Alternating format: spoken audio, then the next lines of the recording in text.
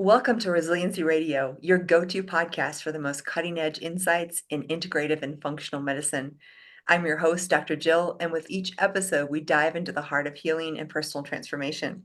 Join us as we empower you with guest medical experts, biohackers, all kinds of experts here to talk about the ways to optimize your health and performance.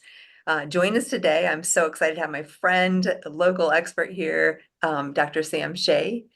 He is a IFM certified practitioner and solves health puzzles for busy, health conscious moms, entrepreneurs, and those on the spectrum so that they can exit survival mode and enter community. Today, we're going to be talking specifically to the moms of neurodivergent kids. I know you're out there.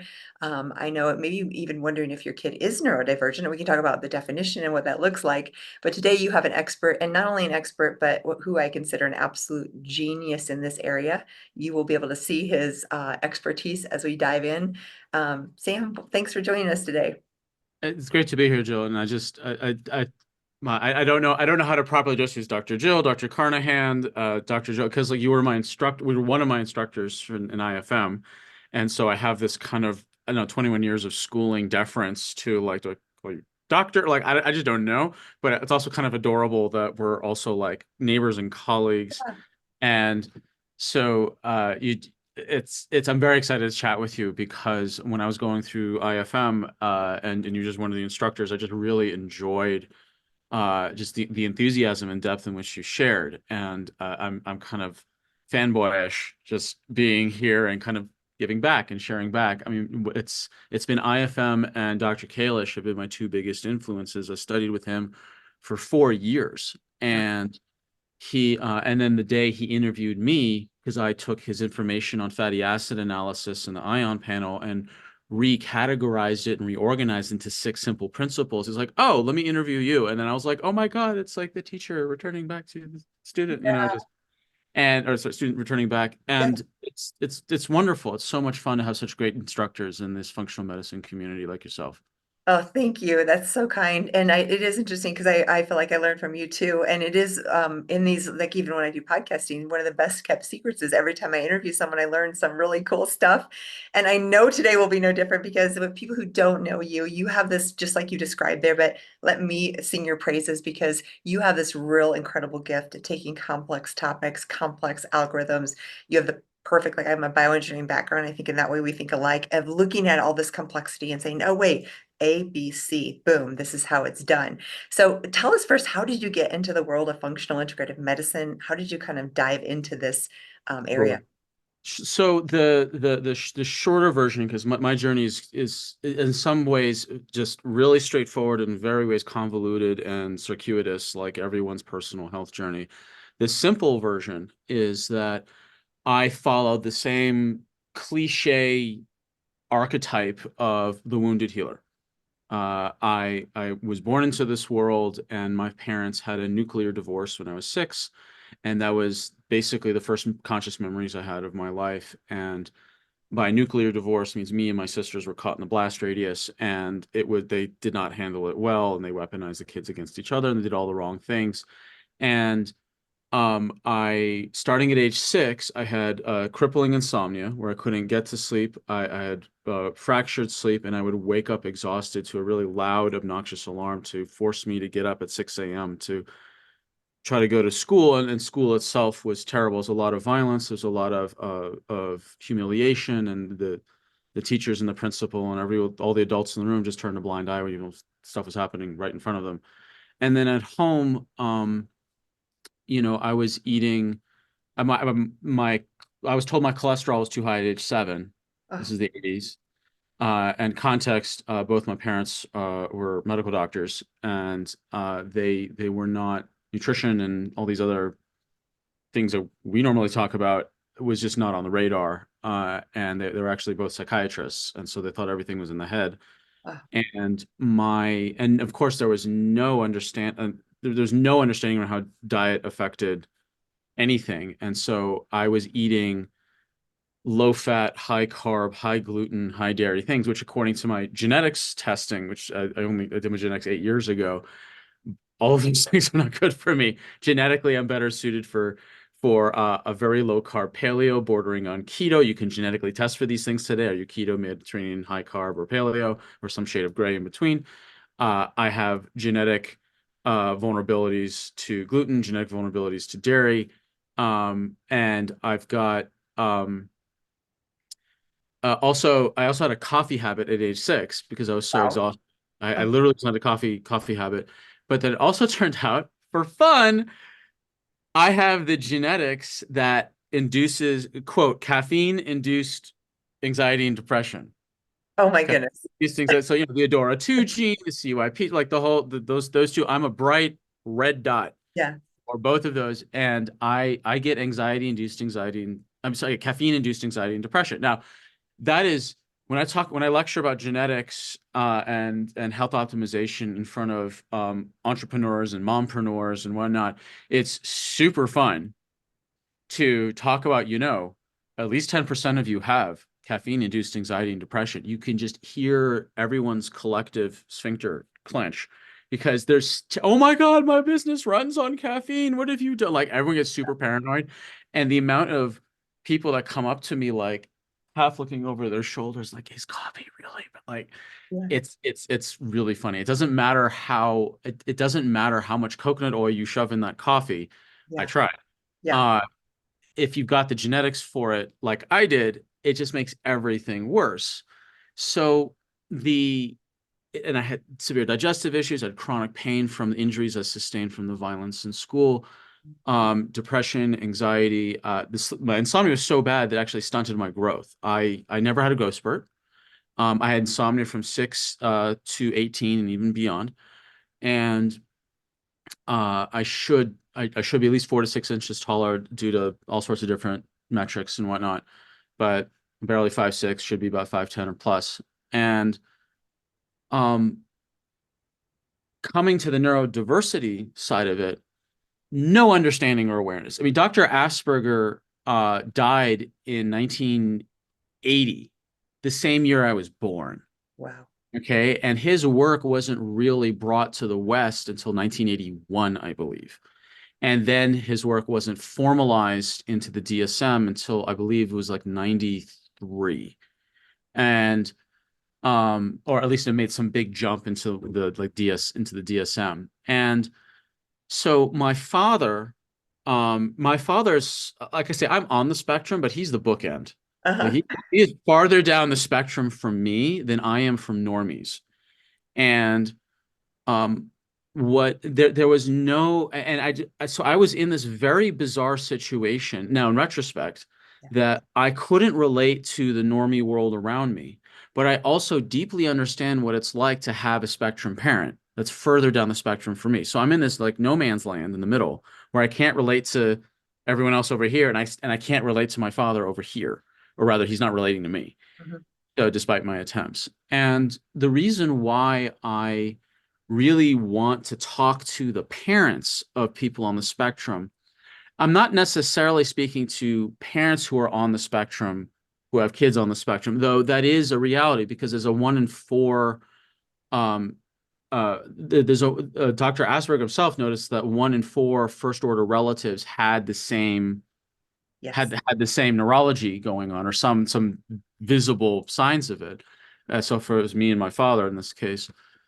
Um, and me talking about my experience about how I can help people in this, navigate the normie world can help those people who are parents on the spectrum. But specifically, I'm, at least for today's chat, want to really focus on the normie parents of kids on the spectrum. So my mom.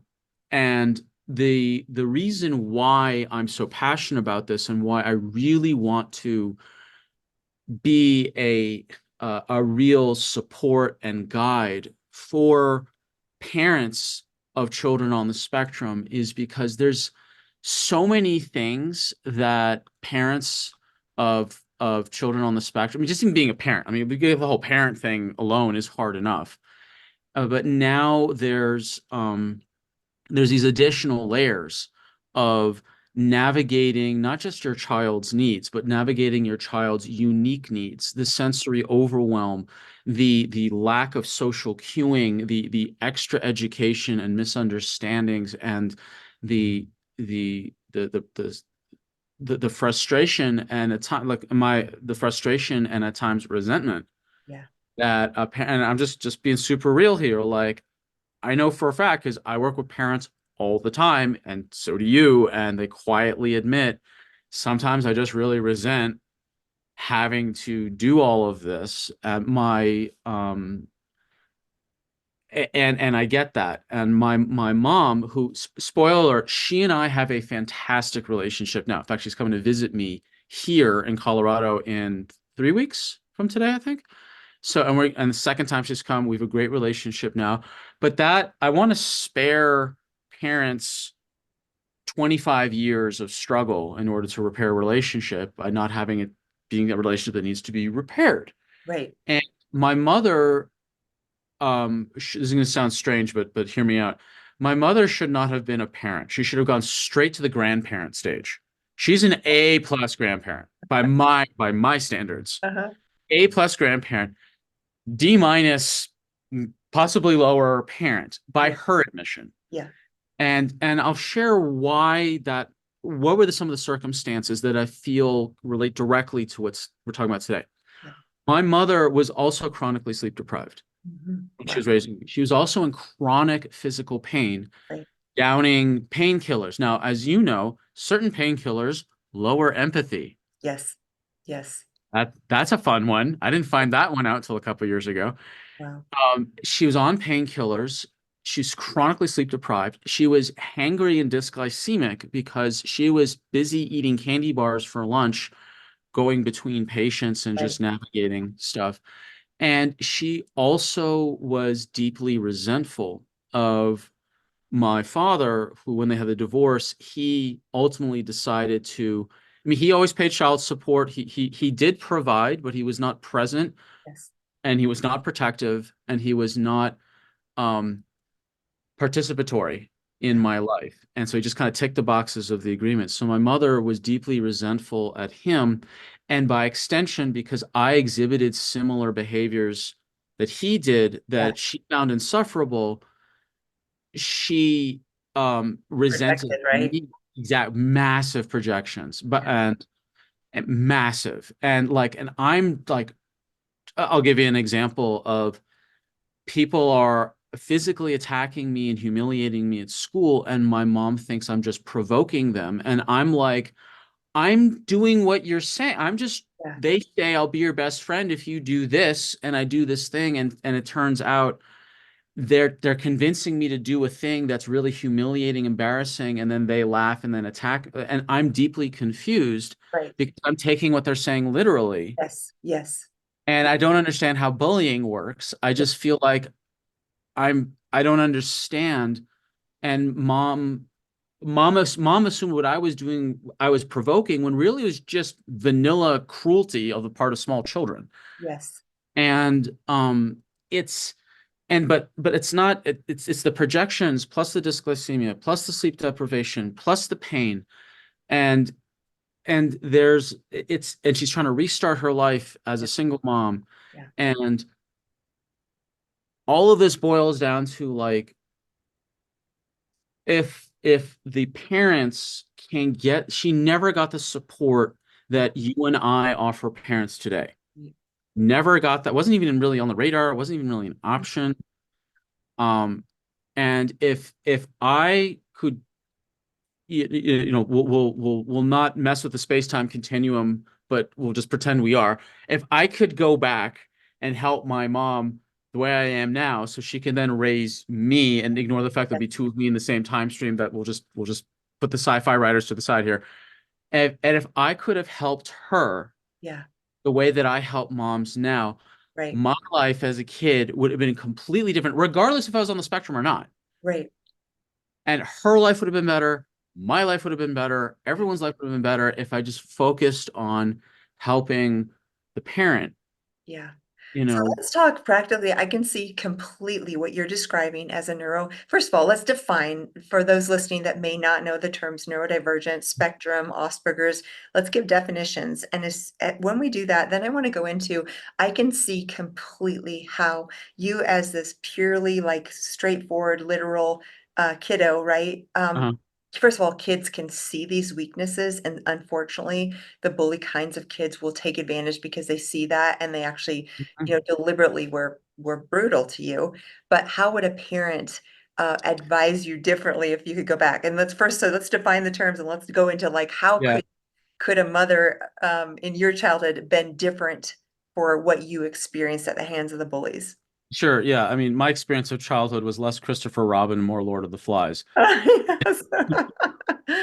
Oh, I'm sorry. And to give the biggest resource I can offer to understand Asperger's, I mean, we'll obviously define it, but I just want people to know there's a giant resource that I spent 5 years to put together, and that's a 1 hour comedy show on what it's like to have Asperger's. It was performed live here in Denver back in June of this year. It's on. We'll give the link to put so people can watch it on YouTube. And by the way, the comedy show was designed that families could watch it together. There's no cursing, there's no politics, there's nothing gratuitous. I don't dunk on normies, and I don't self-immolate myself as someone on the spectrum either. It's a thing to bring people together. It's really funny. I may be biased, but from the 40 plus 5 star reviews I got from the show, I Nice. think it's funny. And it has a complete narrative structure from beginning to end. There's a complete flow, and it explains all of this in a really palatable, hilarious way. I will say, if you were to give a rating on it, it would be PG-13, not from any gratuitous references or swear words. It's just the content's petty. Yes, It's yes. little kids won't really understand it. So Mhm. I would say PG-13 for Sure. intellectual reasons. Um, so that thing is there for people to really watch and enjoy. Now, the short version is that when I'm talking about the spectrum, there's the quote autism spectrum disorder. I really dislike that phrase. I even met Temple Grandin. She's one of my heroes. She's actually here in Colorado. She's an autistic professor of animal husbandry. She's also an advocate for helping people who think differently. I have one of her signed books here. I went and saw her here in Boulder, and I asked her, and in the Q&A, I asked her, I ran up in line to get to that mic to ask her a question about autism spectrum disorder versus Asperger's, and which I totally agree with. She said that it was a big mistake to lump everything under autism spectrum disorder because they're not this. Autism and Asperger's is not the same. So Asperger's is verbal fluency. You have verbal fluency, you have literalism, hyperliteralism, social awkwardness, awkward movements in gait and body control, hypersensitivities, whether it's to lights or textures or tastes or sound. Of the 60-minute show, I have 3 minutes just devoted to sound sensitivity. Oh, yes, I totally. 3 minutes, and it is, and I don't. You've come across this, right? Oh, Like, yes, I dated a neurodivergent first, so oh, I totally know. right. Yes. Yeah. So shrieking brakes, Mhm. clattering silverware, or Yep. shrill children is like it triggers the It's a pain equivalent of response, literally. well, it feels like I say in the show, it feels like a kidney stone in my skull. Oh, that's great. It's because a kidney stone, if any of your listeners have had, and if you had, my condolences, you had a kidney stone, it's like you don't know when the pain's going to hit you, but it is like a knife through your body out of nowhere, and you have no idea what's going to cause it. And it's the same thing with the sound sensitivity. It's just like a kidney stone Mhm. in the skull. And the thing particularly about sound sensitivity is that because there's no blood gushing from the ear, there's no bruising. People don't take it seriously. Right, Don't right. take it seriously. And they think, oh, come on, what's the big deal? Or like they brush it off. Oh, sorry. And it's like, it's so maddening. And it's also very socially isolating because I can't go to Red Rocks Yeah. for concerts. Like one of the greatest. if not the best outdoor venue for music in the entire Western Hemisphere, Yes. It's right right here. down the road, right over there. Yeah. And I can't go because it's too oppressive. Yeah. Um, and so with Asperger's, there's a lot of what's called special interests. Hmm. And I talk about one of my special interests. Spoilers, dragonflies. They're super cool. I hope we even know this podcast just for nerding out on dragonflies. But anyway, the special interests that we get hyper focused on, and to the point of, one could say obsession, but I would say just granularity. Yeah. Yeah. And there have been articles and books written about, which I agree with, and that the major technological, mathematical, scientific advances across human history mostly have been done by people on the spectrum. I could not agree more. There's this, I mean, this is truly, that's what I actually want to emphasize is this is a form of genius. It really is. And honestly, the way that anyone with a new idea that changes the world has to view things in a different lens. And at the core, that's what neurodivergent is the ability to have your brain process things in a different way than it's ever been done before. And maybe I'm simplifying it, but that's my No, perspective. that's great. That's perfect. I no need for me to editorialize. That was great. And I talk about some of the bigger names, like Einstein was on the Mhm. spectrum, Turing, Oppenheimer, like all on the spectrum. I mean, there's the things that it's like we're plopped into this world, and for statistically it's estimated between 1 in 200 and 1 in 250 people have Asperger's, so it's 0.5 to 0.4% of the population. And it's like we're like an archaeologist or anthropologist dropped onto an alien planet, Mhm. given no instruction manual, just and just trying to like understand like Right. what's going on here, right? You say a thing, but you don't mean a thing, and you certainly don't do the thing, and then you and you have these things like if if you're dating, like you're supposed to gaze deeply into your eyes, but not too long because that'd be too weird. But if you look away too quickly, that seems avoidant. And like there should be some sort of like uh there should be some like time like eye gazing app like has like a timer that like coaches you. Begin eye contact, Definitely. connecting, and just like it'd just be nice just to have someone unambiguously explain the rules as they're happening, coach me in real time. That'd be nice. That'd be Yeah. cool. So, so going back to defining Asperger's, and then the spectrum. Now there's a spectrum, but really it's kind of like a tree where I've got like the trunk of the tree, which the trunk is neurodiversity. Neurodiversity means we think differently. And then there's branches off the tree, and we've got Asperger's going over here, and then we've got ADHD going over here. And then sometimes like some of the branches like kind of cross, and occasionally like there's Yeah. both. There's OCD over there, and then they cross, and then there's just sensory processing disorders, which is Yes. approximately 1 in 6 people over there.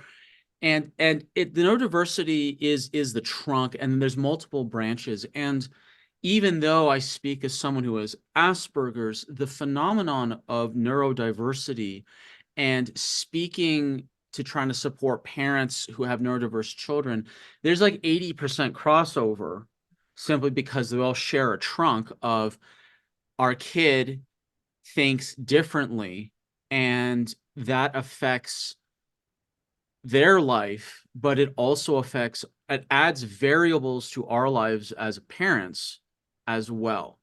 And that's where, people don't need to have kids who have Asperger's in order to, seek help from one of us or whoever. It's it's just understanding that the think different does create complexities. And it's a package deal. There's brilliance and genius in certain areas and very real kryptonites and Yeah. social deficits over here. So with go ahead. Well, I was gonna say, let's dive into, I think that, because when you talk about your childhood, I mean, that breaks my heart. And even knowing very close people, dating, neurodivergent, I see that piece as the most um heart-wrenching when it doesn't work. So we know there's this brilliance, this ability to look at the world in new ways. Let's talk to the mom about how would you help a child in these situations where they're taking things so literally and they're literally being completely taken advantage of in this one area where there's this like gap with the normal social situation. And you could say it better than I can, but how do you coach a parent on how to help a child who is neurodivergent in the social situations of childhood and bullying? Sure. So the number one thing to help a neurodivergent child is to model. Yes. And that is number one. And that's and I don't mean to say that to put more pressure on already high pressure parent. That's not what I'm not trying to add more guilt to a parent's load. I'm just saying what is. Someone who's neurodivergent, particularly someone like me on the spectrum, we learn very quickly to spot integrity. Yes. Very quickly. And if someone is not modeling integrity, we lose trust. And if we lose trust, then all the problems get magnified and worse. And I can't look at it's just it's and the irony is that my father is the person who coined the term moral injury. Wow. And it's what he got. He wrote his two books and got his MacArthur Genius Award for. I edited a draft of that second book, which was what got him the MacArthur. And he wrote the book on moral injury, which is, quote, the betrayal of what's right in a high stakes situation by someone in authority. And when you have betrayal, what is sacrificed on the altar of betrayal is trust. Yeah.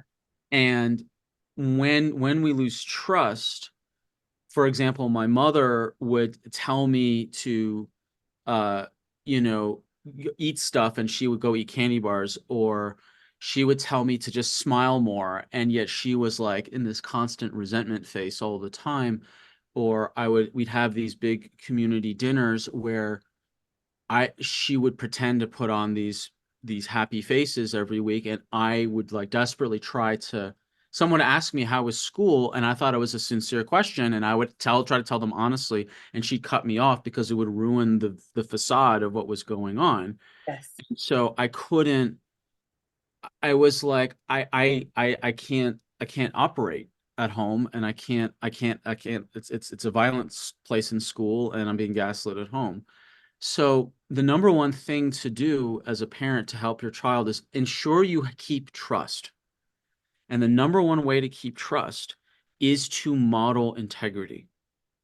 Now, it doesn't mean you will have you're perfect unsullied individual, but part of building trust is being honest and forthcoming with your mistakes and demonstrating what you're doing to correct them if you and will misstep, because you're human. Yeah. And to model integrity, model honesty, model accountability.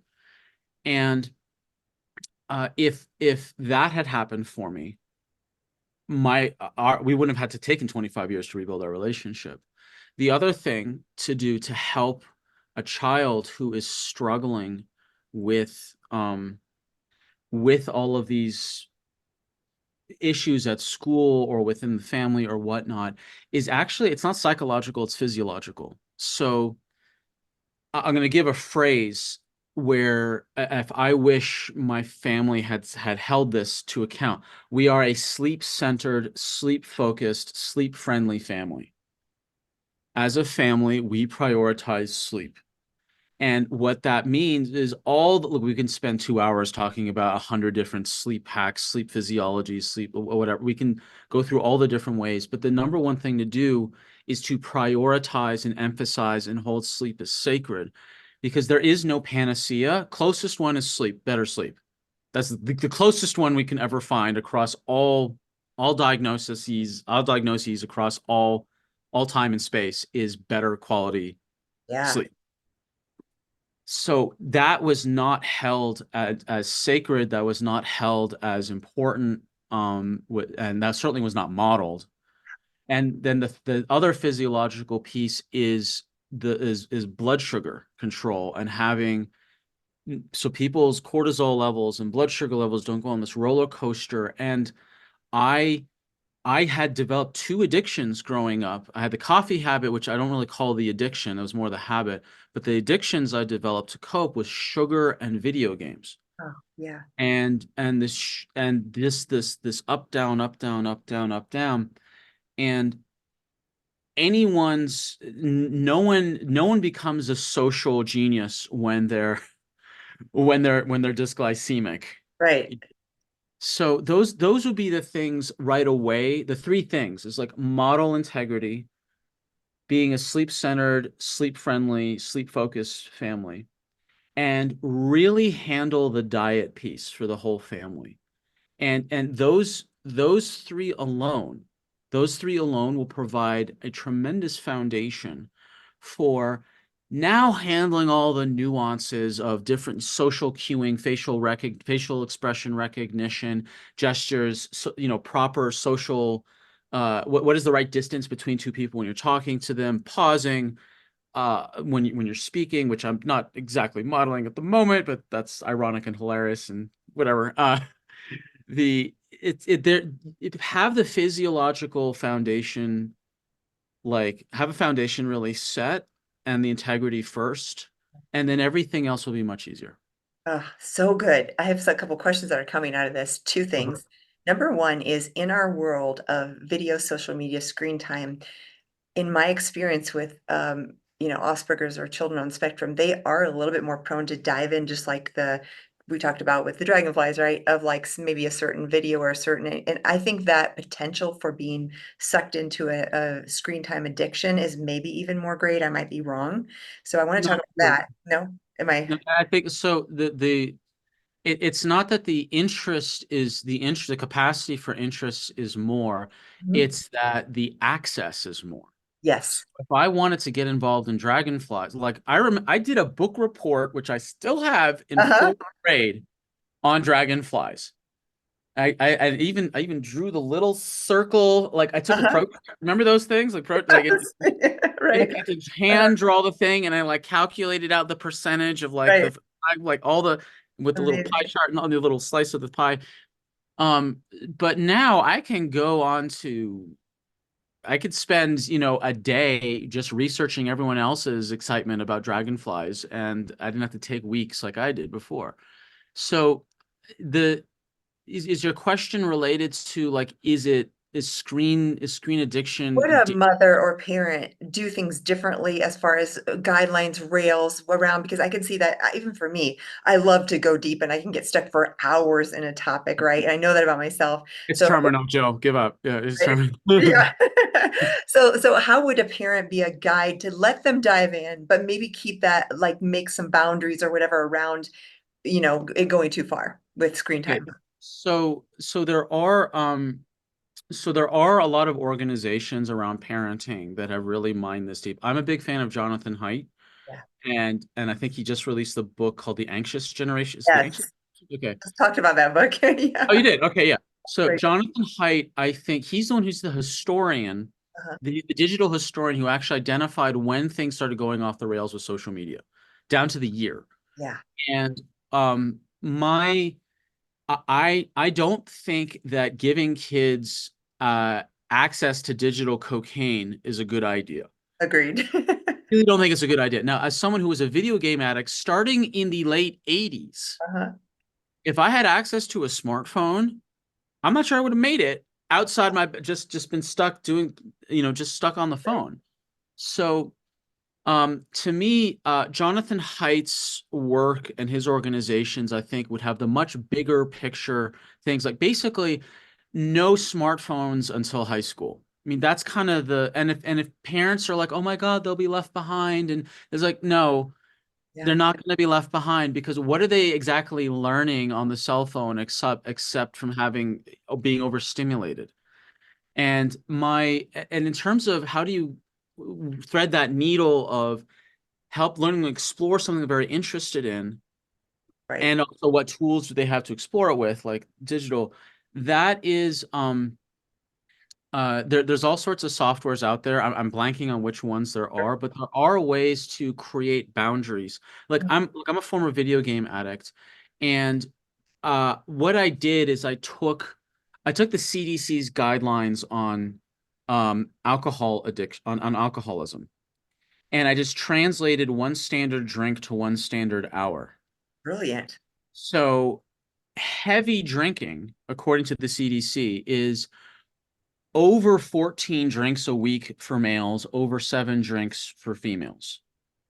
Now, heavy gaming or heavy screening would be over 14 hours a week of non-study, non-research, non-educational screen time per week. So 14 hours is between a quarter and a half-time job.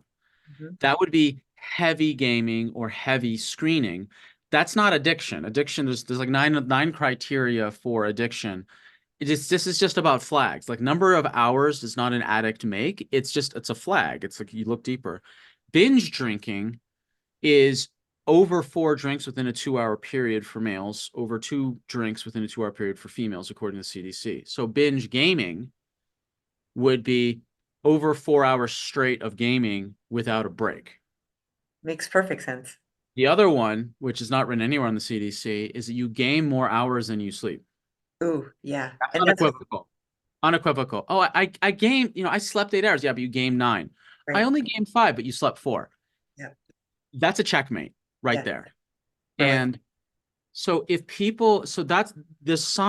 parent has to monitor what is the thresholds here. I'd say the skills that there's a couple skills that I wish every child on the spectrum would learn. Doesn't mean it's going to be comfortable for them to learn it. But one of my, if not the greatest mistake I ever made growing up was not getting into martial arts until I was 30. That was the single biggest mistake, is not getting involved in martial arts. And specifically jujitsu.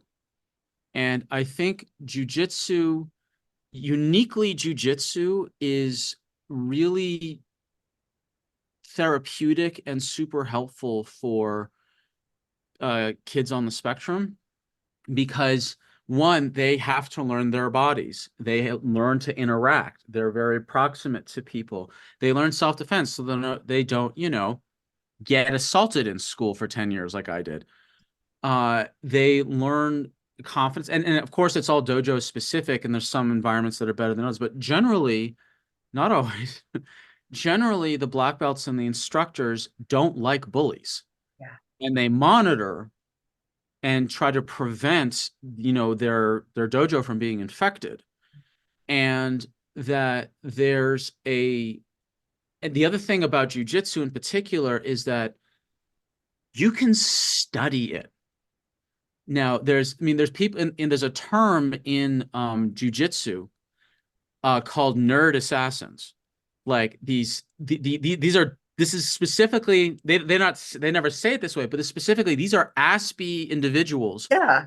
get involved, like, rail thin, nerdy, but they study and they go deep into the technicalities and they just become nerd assassins on the mat because they can study Yeah. all the tech and granted all of that stuff, apply their genius to martial arts. So I love this because that was my next question was like so often these social clues, what happens is the norm, whatever that is, right?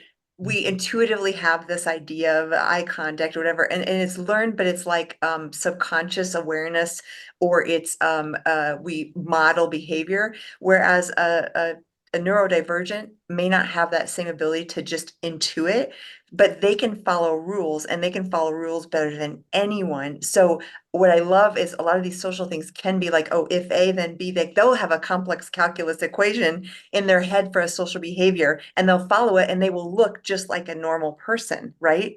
This is what I experienced in my relationship was I could see this behavior totally normal, but what I realized is behind the behavior was a calculation. And if I messed up that calculation by doing something that wasn't expected, I could see that come through. So talk just a little about that because I think to me that's fascinating and part of the brilliance is they can work around, right? Yeah, well, when when you see my show, you will just die laughing I at the can't dating. wait. I Like can't wait. the dating section is for you, and just like like like Asperger's on a dinner date, Yeah. date. I just don't understand why I'm still single. Well, based on your mixed messaging, fear of commitment, and sorry, like it's just like da da da da da da da da. You displayed avoid attachment style. Like it just Right. like the Aspie literal answers. Uh-huh. And you're like, And oh, oh, later that's on the lonely car ride home, wait, right. was that? I can't wait. We are going to, so if you're listening and you want to watch it, we're going to include a link. I cannot wait to watch it.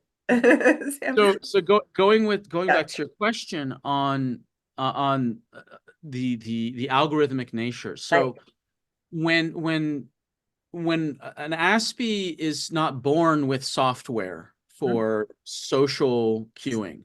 Mhm. So what everyone does by instinct, we have to learn by algorithm. Yes. And that's like eyebrow goes up here with the nasal, left nostril flaring this way, and like how much of the front teeth are showing, and are the lips curling up or curling down, and the gait, the posture, everything becomes algorithmic, which um which in some ways you'll find that I think it takes about till about age 30 to 40 for someone on the spectrum to achieve social parity, which can be called masking, but that they can actually blend enough because they have enough algorithms to know how to respond. But the thing is that we keep studying. So you'll find is that people on the spectrum in their 50s and 60s, and so assuming they're not jaded, excluded, damaged, or something to a point where they're just off from society, they're actually the most astute observers of human behavior Yes. out there. Yes. And and I feel like we front load our social inadequacies, but on the other end of 40, we're way, I mean, again, not assuming we're not jaded, not damaged, not excluded, not harmed in some formative way, and then we were able to get through that difficult period. Like on the other end, like it's way better. Way better. No, that was And my observation. And even the people you mentioned, like Temple and Grandin, and these people are actually bringing insight into social cues because of how brilliantly they've studied and integrated that. yeah, Like, because it's not instinctual, it's right, algorithmic. You can actually detail and break down the actual algorithm of how these social games play. And it's no different. The same skill set, it's a package of the same skill set where it applies to analyzing labs like we do, right. or analyzing lifestyle or whatnot. And that's also one reason that like helping parents with children on the spectrum, there there's an opportunity here that if because I experienced this with my mom, there was a level of frustration and resentment that was palpable in moments and extended moments when she was raising me. And there was like almost like a hopelessness, Yeah. like, how is this kid going to navigate? And one of the things that can be on offer is that if working with someone who is an adult, who is on the spectrum, and can sit and explain, here's how you can feel better quickly in a straightforward manner based on labs, based on data, which you don't have to analyze. I can analyze it like, whoop, and here we are. Like here's like 5 things to do right away to make your life and your child's life better. There's a there's a it's going to sound a bit solipsistic here, but if a parent who has a child on the spectrum it sees an adult who is on the spectrum who is successfully helping the parent, then suddenly there can be a different lens on which you view the child. That okay, this is there's something really special here that can manifest itself in a unique way, and I can now be enthusiastic about supporting that instead of trying to corral and conform and compress this neurology into the normie box. Yes. Yes.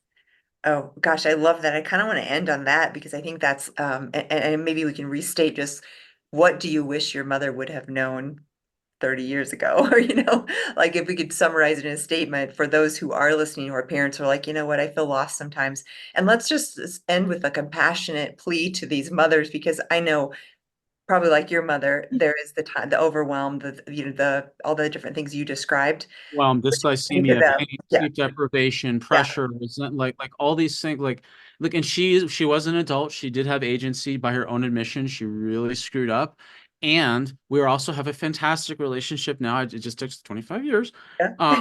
But there is, if there was just like one real message, is that being neurodiv change the term neurodiverse to neurodistinct. I am not a pathology. I'm not a disorder. I'm Yeah. not a burden. Yes. And that you care for the child you have, not the child you want. And that I'll ask any parent who has more than one kid. Kids are different. And the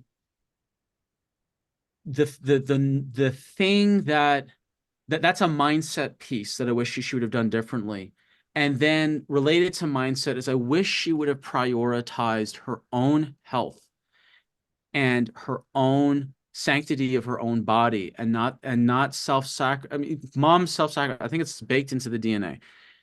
But investing in her own health would have not only made her happier and healthier, but would have directly benefited me as opposed to pathologizing me. Instead, if she would have just helped herself, it would have helped me anyway. Everyone wins in the family if the parent prioritizes themselves as opposed to sacrifices themselves in terms of their health and their well-being, and the simple things I mentioned before, like sleep and dysglycemia. And yes, we have much better tools now than we did in the 80s. We have gut testing, we have mitochondria. I mean, we didn't even get into those. I teach mitochondria testing to other practitioners. There's gut testing, there's hormone testing, genetics, a huge field of dialing in your specific diet and getting answers for the long term on so many different levels. The tools that parents have now to learn what they need to do for their own health and well-being are so much better and so much easier to access, that I wish my mom had that awareness and the access to those tools. Sam, this has been one of my favorite interviews, and I just love all the personal, well, all the learning, and that you've shared at such a personal level because I know people can really relate. I know moms can relate, and there's so many valuable pearls. If people want to find more, they want to consult with you, they want to get you have a free guide. Give us where we can find you. Where can people follow up? Sure. It's just really easy. It's a drsamshay.com. So Shay is spelled Shay, not EA, like I'm not a stadium. So it's DRSAMSHAY, drsamshay.com. And if people want to schedule a free 15-minute chat with me, I'm available. They just schedule right there on the website. Or they can go to drsamshay.com/freebie, and there's a 3-day nutrition lifestyle guide. Very simple. We talk about sleep, diet, exercise. Very simple, very practical. And I really, really, really want to help parents, and obviously help other people too. But I've really done some soul searching, and to me, because of my personal story and just looking at the family unit, if I can help the parent, then the whole family benefits. And I that's agreed more. Yeah, and Sam, I just want to say, like, I've heard you, I know you, I know your brilliance, and what you shared today has been so powerful. And I hope people get a chance to meet with you for the 15-minute free consult, get your free guide. You have so much to offer, and we just scratched the surface of the kinds of things that you can do. So we're gonna have to do episode two, part two of this. But thank you for your gift in the world. Thank you for sharing so personally about just the pain that you've gone through and how it's transformed your view. And thank you for all the pearls that you gave us today for those mothers who are at their wits' ends trying to be a great parent. I thank you for the opportunity, Jill. Like this is I'm so grateful for people like yourself. We're not only teachers, on stage to clinicians like me, but also you teach the public through podcasts like this. And it's that education that we did not have access to 40 years ago that now Yes. we do. And thank you for doing this. And I'm honored to be a part of it. You are welcome. And thank you guys again for joining us for another episode. You can get the transcripts, the audio, the video, whatever at jillcarnahan.com or YouTube, Stitcher, wherever you watch it. Please stop, leave a review, and we will see you next week.